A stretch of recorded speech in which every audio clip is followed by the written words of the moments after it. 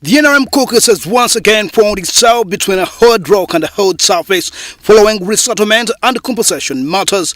Bona fide settlers living on the 29 square mile vast piece of land that the government of Uganda, through advices of consultants, deemed suitable to construct on it an oil refinery with the capacity to refine 60,000 barrels of oil per day. The fix that the NRM Caucus found itself in followed an earlier motion moved by Sheema District woman representative Rose Nyakikongoro demand for the compensation of all the settlers deemed bona fide occupants on the land earmarked for the construction of the oil refinery at Kabale in Sheema District. Issues were mainly looking at the spousal issues where women were not involved in the whole process, and when you look at even opening up the banks, they never opened up joint accounts. That means that if one spouse messes up the whole exercise, then the rest of the family will suffer.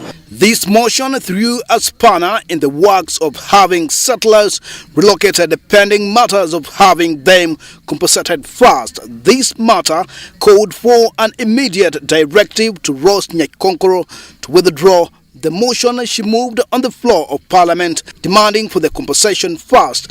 But speaking in an interview, Nyakikongoro revealed that she won't withdraw her motion unless government concede to compensating the settlers first. Depending on what the government comes up with, if they say they have got this program to go and review it and they come up with action points, for us that's what we want. We are not moving a motion just for the sake of motion. We want an action-oriented motion. We were requesting government to go back and review, to look into these issues.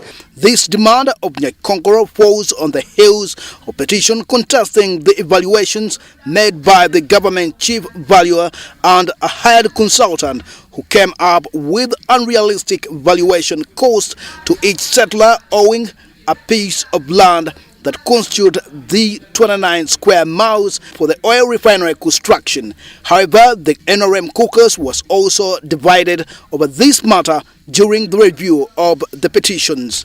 The only challenges which have come out is people, of course, speculators are also there.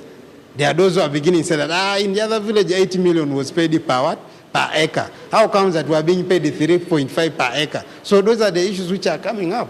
They are valuing the land, making offer letters, and the people of Bunyoro were told consenting to where they think it's okay, and this is how they are going to be done. The NRM Caucus was also addressed to objections raised on who should be the rightful person to receive the compensation funds between the female and the male spouses. Issues that men are neglecting when they go signing money which has already been given to them in terms of land compensation. Sometimes women are left out.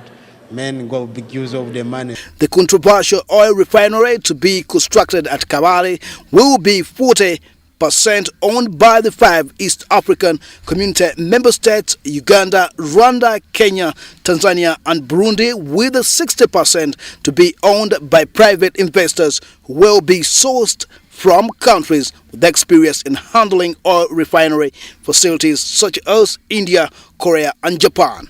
Timothy Sibasi, Star Vision, Parliament.